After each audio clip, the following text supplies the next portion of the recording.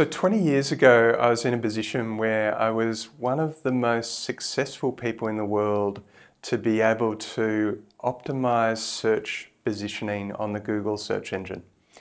And to be able to do that and hold that position, I had to understand the technology at a very deep level. And when I went to a deep level, I started to see everything as patterns. And so information is patterns, and then information is something that we create, we share, and we do that through patterns. And so I was starting to see this flow of patterns through everything, through all of our information systems. And what was really fascinating was I realized the way in which that was occurring resulted in information that was incomplete in its pattern. And it's something that then I started to question, like, what would our information systems look like if we were able to complete this patterning?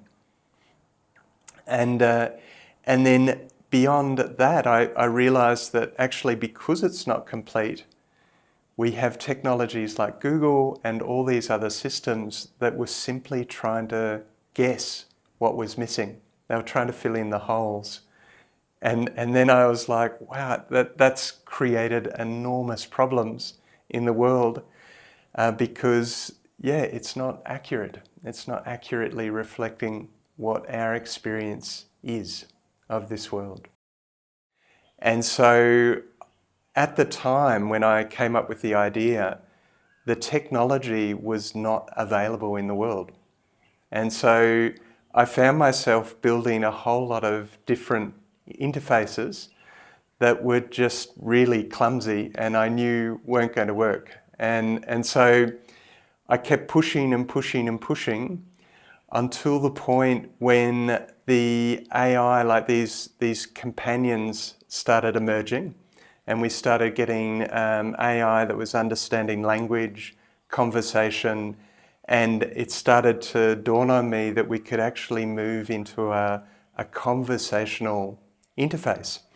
And so I got excited. I was like, well, what if we could complete the pattern? Like, what if we created a more complete pattern of human experience? And then what would that mean for us in terms of the information that we create and experience?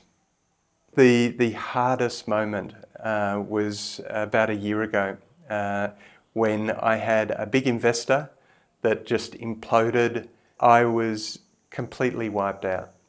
So it put me in a space where I fell into quite a deep depression.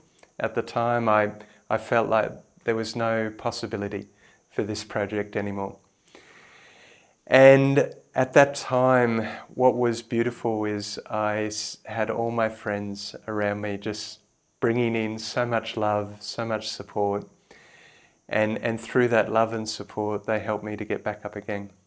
So I overcame that challenge really from love and support of all the people that really believed in me and believed in what this project was and what it meant for the world. And they helped me to get back up. And they helped me to see that I was actually a lot more capable than what I thought I was before that moment. So I came to a position where I actually started building the tech myself, which I never thought I'd be able to do. In the end, solving this problem of building this capability to capture the deep patterning is about building a healthy relationship with technology.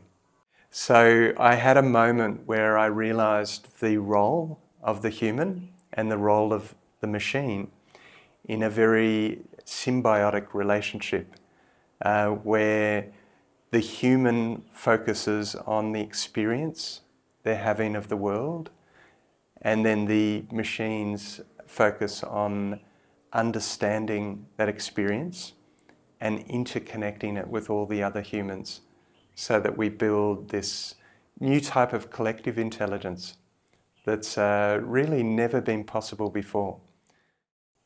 My hope is that the thought wave technology will give people an experience where they start to become aware that they are a lot more capable than what they may think of themselves now. I see the world filled with people and filled with stories of struggle and hardship and stress, and I attribute that back to the dysfunctional frameworks that are connecting us all together. And I don't see that as being anyone's fault. I don't see, I don't see this as being something that's been designed by evil villains. I really feel like we've had no other choice but to be where we are now. But through that struggle and through that hardship, we've been motivated to develop new technology, and that is what ThoughtWave is. And ThoughtWave essentially has created an entirely new body in which we can move as a collective. And the body, the type of patterning and the intelligence that can be built into this body is vastly more than what's possible in current frameworks. And so I see this body empowering humans to become the solution. Humans to step into this power that is already in us. We just haven't been able to activate it. We've been stuck in these dysfunctional frameworks. And so now is our time. This is a time to move into a completely new way of being. And it's exciting, and it's something I feel we will start to realize at a very early stage of the experience with ThoughtWave. So I'm looking forward to that. Yeah. All right.